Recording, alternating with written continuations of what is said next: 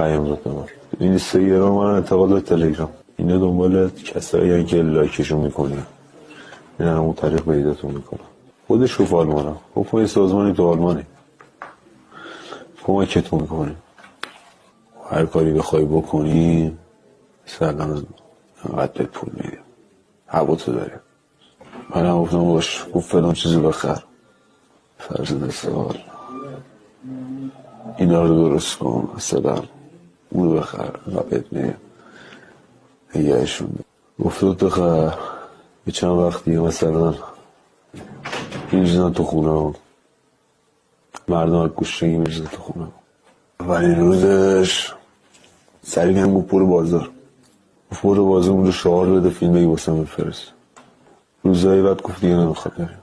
اصلا کلا کندن از اون بود، پول کندن ازش بود. این 400-500 تومن 500 تومن.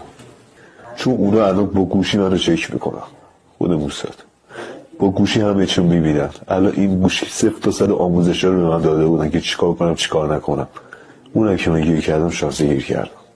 هر جور برم اونا خودشون میدونن گوشی من الان اینجا باشه سیگنال این گوشی رو میزنه، سیگنال این گوشی رو دریافت میکنن. شمارهایی که بغل من بودن همه رو فول تا فول برم آموزش دادم، بلدم، همه رو میدونم. 1% موساد بهم پیام دادم بهشون. از تو پنجره هم میکردیم که باشون صحبت کنیم، باشون ارتباط بگیریم.